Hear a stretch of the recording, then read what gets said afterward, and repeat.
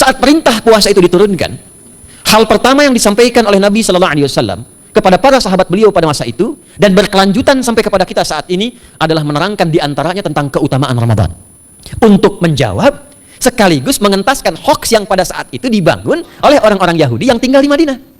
Jadi ketika mereka mengatakan orang Islam tuh nggak punya puasa, ikut kita. Ini puasa yang hebat, puasa yang bagus. Dijawab oleh Allah. Turunlah perintah, ya ayyuhalladzina amanu kutiba alaikumus syiyam kama kutiba alal ladzina min qablikum la'allakum tattaqun. Setelah itu apa yang terjadi? Buka Sahih Al-Bukhari. Kitab yang ke-30. Kitabus Shaum. Posisi hadis yang nomor yang kedua di topik ini, riwayat dari Talhah bin Ubaidillah radhiyallahu taala anhu qala Rasulullah sallallahu alaihi wasallam. Perhatikan, ini kalimat pertama yang disampaikan Nabi menyambut kewajiban puasa.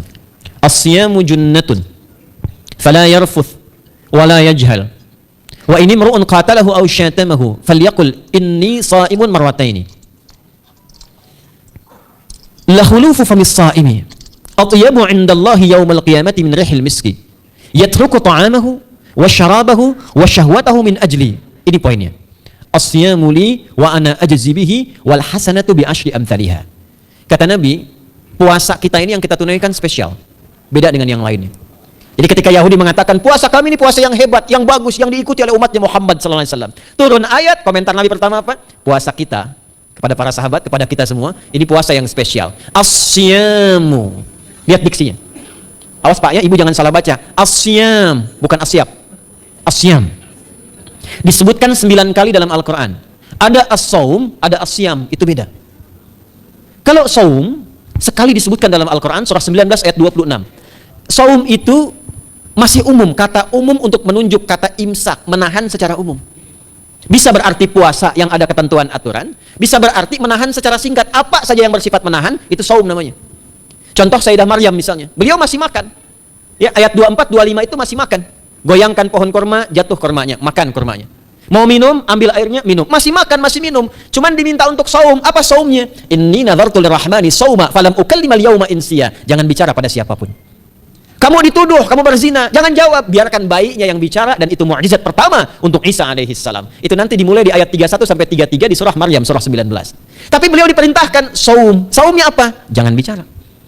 Jadi kalau bapak masih makan, masih minum, cuman nggak mau bicara dulu sama ibu, itu saum. Mau kemana Abi? Kok nggak jawab? Kenapa nggak bicara? Sedang saum. Saum apa? Nggak mau bicara sama mama. Itu bicara. Contoh. Itu saum. Kalau siam, 9 kali disebutkan dalam Al-Quran, itu khusus, spesifik. Ada aturannya, ada ketentuannya, nggak boleh sembarangan, nggak bisa kemudian seenak kita melakukannya, ada ketentuan yang dibuatnya, dan itu harus diikuti. Begitu diikuti, maka keagungan dan keistimewaan ibadah itu akan dilekatkan pada pelakunya. Dan menariknya, perintah puasa itu ketika turun ayatnya Al-Baqarah 183, kalimatnya bukan menggunakan saum tapi siam. Ya ayyuhalladzina amanu kutiba alaikumus. Nah kata Nabi, asyamu junnatun. Kalau benar puasa kita ini, kita tunaikan yang Ramadan ini, maka dia akan melahirkan satu yang tidak ditemukan pada ibadah lain, yaitu junnah. Ada jinnah, ada jannah, ada junnah. Itu beda. Tapi semua katanya, itu hurufnya sama, cuma harokatnya beda. Coba lihat ya. Ada junnah, jinnah, dan jannah. Jannah artinya apa? Surga. Jinnah artinya apa? Jin. Jamak dari kata jin. Minal jinnati wan nas. Baik ya. Ada junnah, perisai. Itu ketiga-tiganya berasal dari huruf jim, nun, kemudian ta. Dalam bahasa Arab, setiap ada huruf dimulai dengan jim dan nun, itu pasti tersembunyi, nggak kelihatan. Saya ulang ya. Setiap ada huruf dimulai dengan jim dan nun, kalimatnya itu pasti nggak nampak, nggak kelihatan. Janin, kenapa disebut janin? Karena masih tersembunyi dalam rahim ibundanya, nggak kelihatan. Begitu keluar, tampak jadi bashar, jadi bayi yang terlihat. Jin, kenapa disebut dengan jin? Karena nggak nampak. Makanya fitrah jin itu Pak, Ibu, fitrahnya tersembunyi. Jadi kalau ada jin melakukan penampakan, itu jin sedang punya masalah. Betul, itu nyata. Dan yang lebih punya masalah, ada orang-orang manusia yang mencari-cari penampakan jin. Itu sedang kurang sehat itu. Ya, betul. Karena jin itu dipasangkan di Al-Quran dengan ins. 18 kali pasangan ini disebutkan. Itu lawannya langsung. Jadi jin tersembunyi, ins nampak. Ins itu kelihatan, makanya makhluknya tampak. Jadi kalau ibu ada bapaknya pulang ke rumah sembunyi-sembunyi, itu bapak sedang menjadi bukan. Kalau ibu sembunyi-sembunyi nyari dompet bapak, ibu sedang menjadi jin. Itu langsung pasangannya 3 itu. Ins itu seakar dari kata anisa, halus, lembut. Jin kasar, makanya disebut jin. Karena itu jarang ada orang kemasukan jin jadi lembut, tidak ada. Permisi mau ikut kajian sedang kemasukan jin, tidak. Kalau kata-katanya tidak meracau, tindakannya pasti kacau. Karena itu fitrah manusia itu pasti lembut. Kalau ada orang kasar, pasti ada yang salah dalam pergaulannya. Balik. Itu jin. Jannah, kenapa disebut jannah? Karena belum tampak sekarang. Makanya Nabi katakan mala ainun ra'at, nggak sama dengan yang seperti dilihat orang. Nggak kelihatan, nanti kesuksesan tertinggi yang belum tampak disebut dengan jannah karena belum tampak. Junnah itu perisai yang bisa langsung membentengi kita dari setan secara otomatis. Tapi nggak kelihatan. Karena itu kenapa ujung puasa disebut la'allakum tatakun. Tatakun itu dari kata takwa. Takwa itu dari kata wikoyah. Wikoyah itu artinya perisai. Nah, perisainya tidak tampak dalam diri kita. Tapi kalau terbiasa menunaikan ibadah puasa ini, kata Nabi, yang pertama kali akan terjadi pada orang yang puasanya benar, dia akan mendapatkan perlindungan berupa perisai dari Allah, hasil dari latihan puasanya yang dapat membentengi dia dari setan. Jadi ciri khas puasa Ramadan itu kalau sukses ditunaikan, itu akan terjauh dari godaan setan. Setan itu provokator yang memang hanya mengarahkan pada keburukan. Jadi dia nggak kenal benar. Lawannya malaikat. Malaikat nggak kenal salah, Pak. Nah, supaya terbentengi dari itu semua, kata Nabi SAW, kita itu dihadiahi sekarang oleh Allah.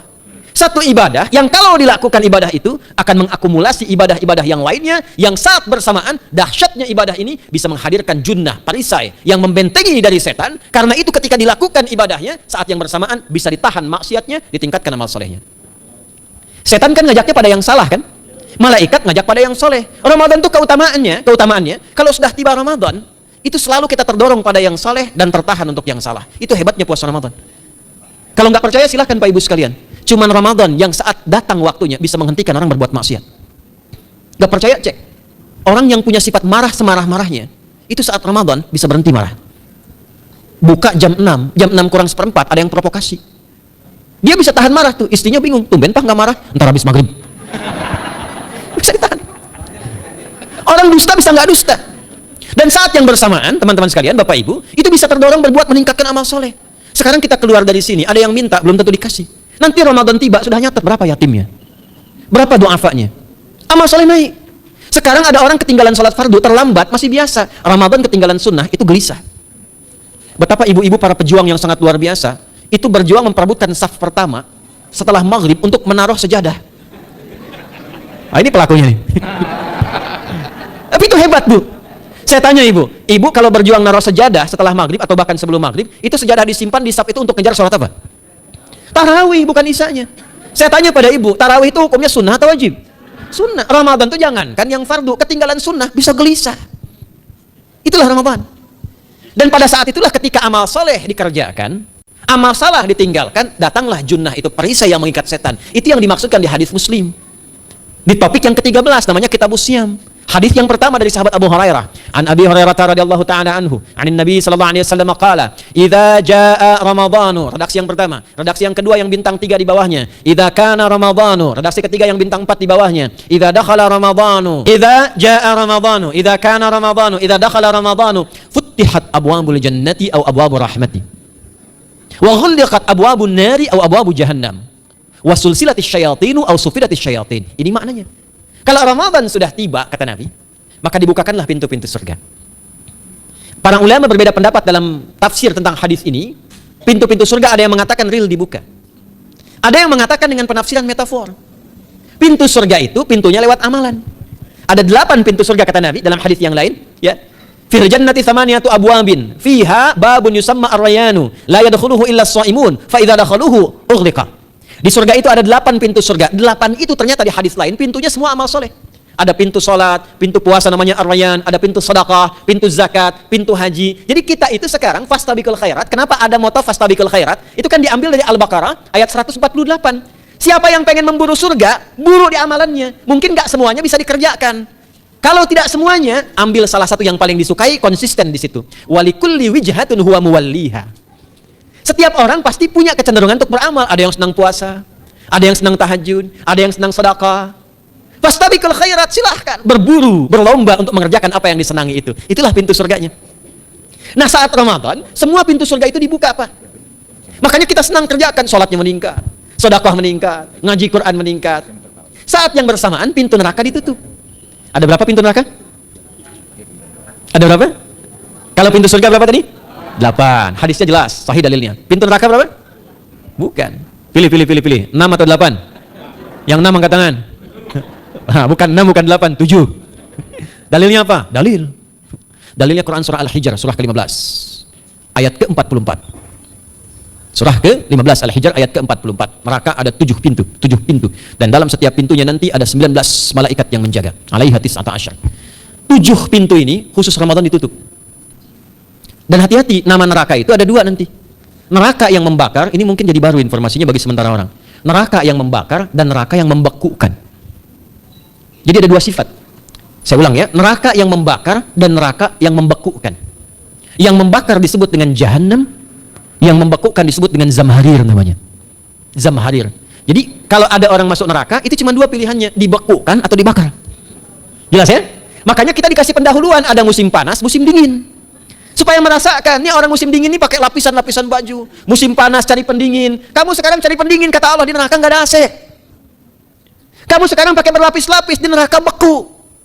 Jahannam itu nama apinya. Jadi nar yang membakar itu nama apinya Jahannam. Jahannam itu nama apinya. Untuk membedakan dengan api yang ada di dunia dan api yang bahan bakarnya jin dan setan saat diciptakan. Setan itu dicipta dari api. Ya, setan kan asalnya dari iblis. Iblis dari jin. Setan Al-Baqarah ayat 36. Dari iblis Al-Baqarah 34. Iblis dari jin Quran surah Al-Kahf ayat 50. Kana minal jinni fa fasaqa an amri rabbi. Jin dari api yang menyambar-nyambar Quran surah 15 ayat 27. Wal janna khalaqnahu min naris samum. Karena narnya narus samum maka apinya mesti beda. Karena itulah nanti nerakanya yang membakar disebut dengan Jahannam. Pintunya 7, namanya banyak. Ada sa'ir, ada lava, ada neraka hutamah. 7 pintu. Besarnya disebut dengan Jahannam. Khusus Ramadan tutup. Ramadan tutup. Wasulsilati syayatin. Setan itu dibelenggu, diikat rapat. Bagi orang yang mau puasa, benar. Awas hati-hati. Bagi orang yang mau puasa, benar. Karena itu kalimatnya asyamu junnatun. Kalau benar puasanya, metafornya amalan dia bisa mengikat setan. Tapi kalau puasanya nggak benar, kotak digoda juga. Makanya jangan heran, walaupun Ramadan tetap kotak infak ada yang hilang. Sendal ada yang hilang. Karena puasanya bukan siam, puasanya saum. Sedangkan diksi Nabi yang mengatakan asyamu junnatun. Puasanya yang harus benar. Nanti kita belajar fikih setelah itu. Saya ingin pendahuluan dulu ya. Setelah itu apa yang kata Nabi katakan? Ini masih mukadimah ya kita ya. Ini luar biasa nih. Ya. Jadi keutamaan Ramadan itu dahsyatnya dengan puasa biasa kata Nabi. Kalau orang benar puasanya, bebas dia dari setan. Bukan nggak digoda, Allah kasih benteng sehingga setan nggak tembus kepada dia. Itu 1. Itu keutamaan Ramadan. 2, teruskan dulu langsung ke ujung hadisnya saja ya. Kalau yang tadi nanti latihannya fala yarfu fala yajal itu latihan. Yang kedua, Allah langsung yang mengatakan dalam hadis qudsinya, asyamu li wa ana ajzi bihi. Khusus Ramadan, kalau ditunaikan dengan benar, maka semua yang puasa itu aku langsung yang memberikan takaran pahalanya. Sekarang kita hitung-hitungan dikit ya. Bapak Ibu kan senang hitung. Tadi bangun aja kan dihitung kan? Ya, dapatnya sekian, berkurangnya sekian, ya usahanya sekian. Sekarang kita ngitung pahala nih. Ada rumus hitung pahala dalam Al-Qur'an. Ya, saya tanya sebentar. Kalau 1 kita kerjakan ibadah pahalanya berapa? 10. Dalil. Apa dalilnya? Quran surah ke-6 ayat 160. Man jaa'a baik bil hasanati falahu asyru amsalihha. Siapa yang melakukan satu perbuatan hasanah. Hasanah itu perbuatan baik yang bernilai pahala. Itu hasanah namanya. Pahalanya disebut ajrun namanya. Lahum ajrun ghairu mamnun. Jadi perbuatan baik yang bernilai pahala disebut apa? Hasanah. Ya, eksekusinya implementasinya disebut amal soleh. Pahalanya hitungannya disebut ajrun namanya. Jamaknya disebut dengan ujur. Di setiap poinnya disebut dengan ajrun namanya. Nah, orang yang mengerjakan perbuatan baik, berpotensi punya nilai pahala, itu setiap perbuatan baiknya 10 kebaikan. Contoh kita sholat nih, sehari berapa waktu? 5. Berapa rakaat? 17. Al-Fatihahnya 18 atau 19 kali? 17 kali ya. Kalau 18 kali berarti subuhnya 3 rakaat.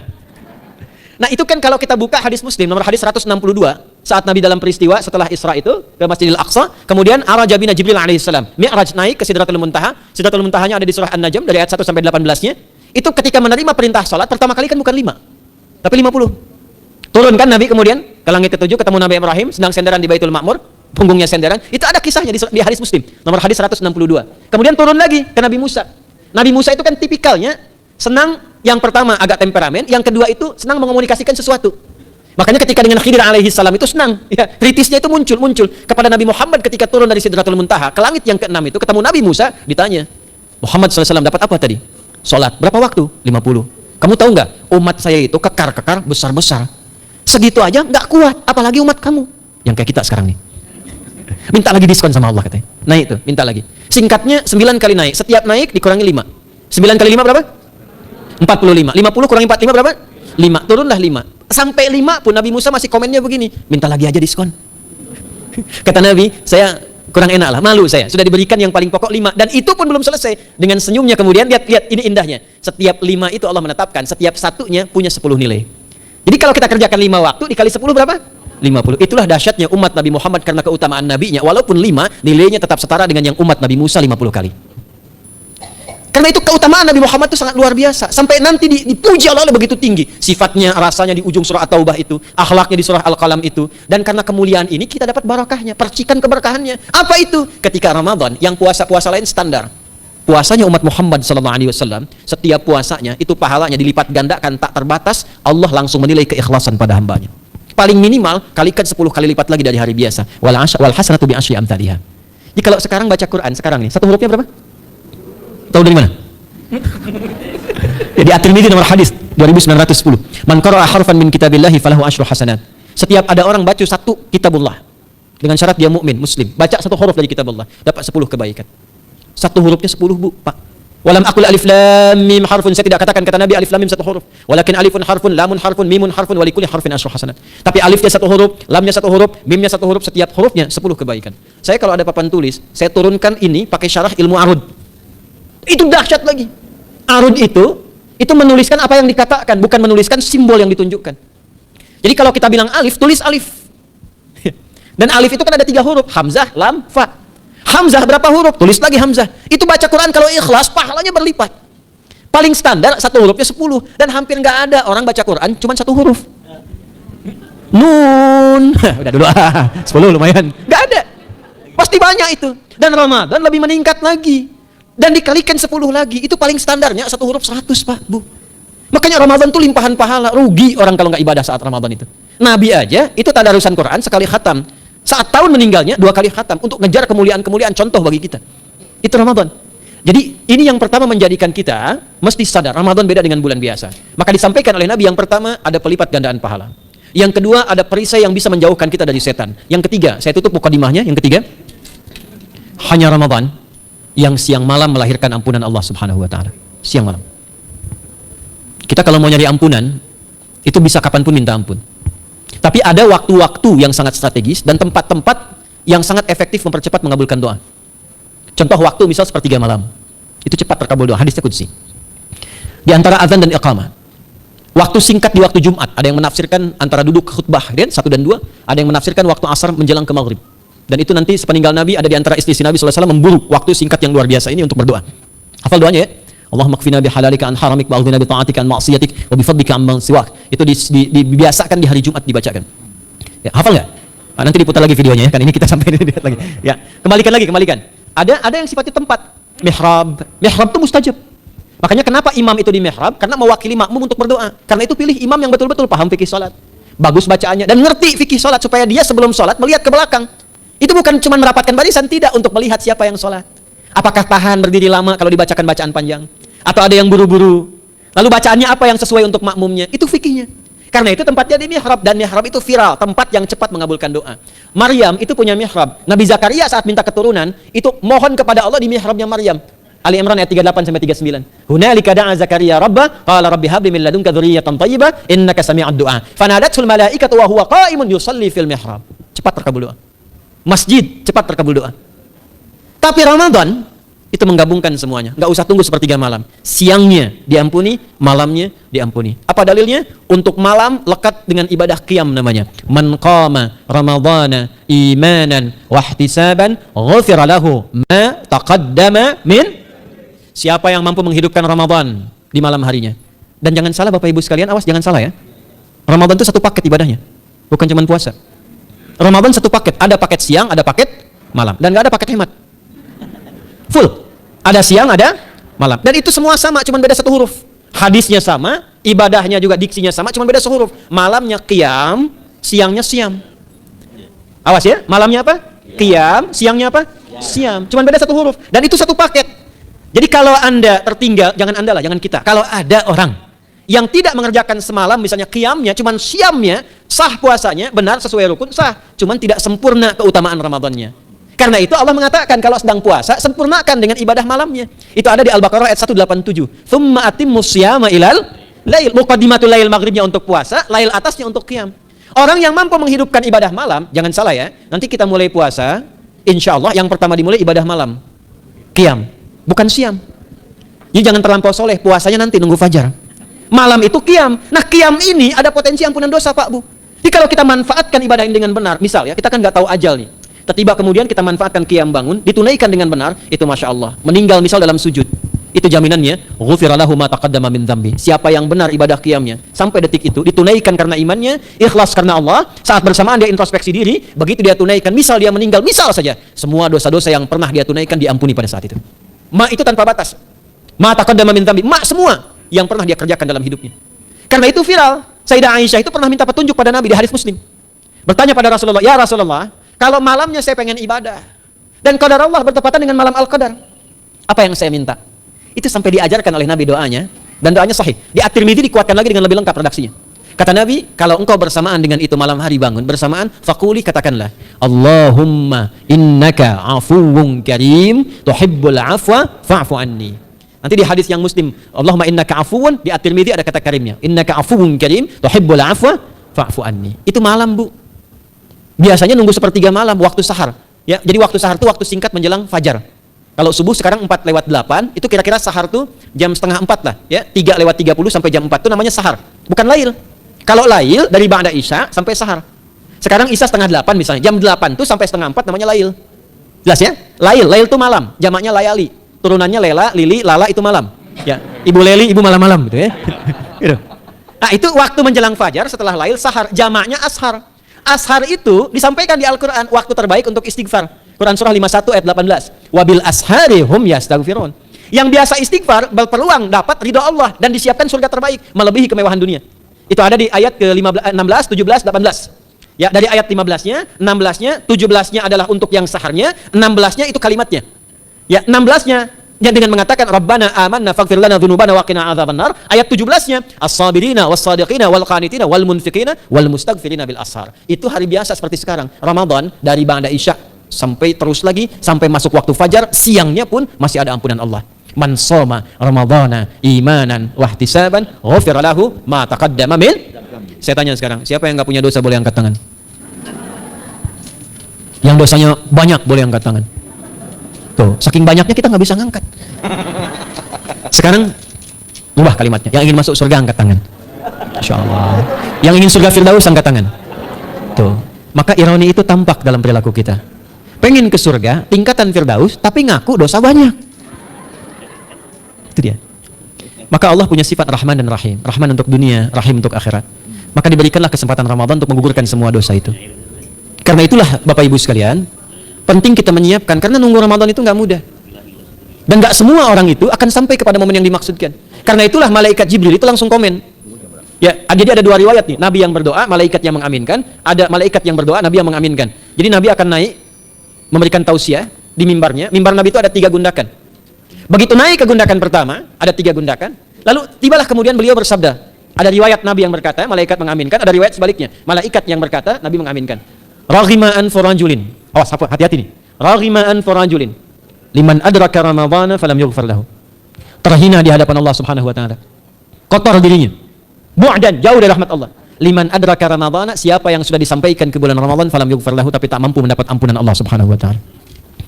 Karena itulah saya ingin cepat. Satu, kenapa Ramadan istimewa? Karena ada ampunan Allah yang sangat luar biasa. Kenapa Ramadan istimewa? Karena ada pelipat gandaan pahala. Kenapa Ramadan istimewa? Karena ada peluang untuk menjauhkan dari setan. Dan yang terakhir, Ramadan istimewa karena semua waktu siang dan malam mempercepat terkabulnya doa. Itu yang dijamin di ayat 186 dalam rangkaian ayat Syam dari ayat 183 sampai 187. Ayat 186-nya khusus untuk mempercepat terkabulnya doa. Wa idza sa'alaka 'ibadi 'anni fa inni qarib. Ujibu da'watad da'i idza da'an. Falyastajibu li wal yu'minu bi la'allahum yarshudun. Tafsirnya apa? Hadis Nabi sallallahu alaihi wasallam. Thalathatun la turaddu da'watuhum. Al-imamul 'adil was-sha'ima hatta yuftira. Wa da'watul mazlum. 3 golongan yang doanya sulit sekali ditolak. Yang pertama imam yang adil, yang kedua adalah orang puasa sampai berbuka, dan ketiga doa orang yang terzalimi. Jadi kalau Bapak Ibu pengen cepat dikabulkan doanya secepat kilat, maka jadilah pemimpin yang adil. Kalau belum mampu, latihan puasa. Kalau belum mampu lagi, banyak-banyak terzalimi.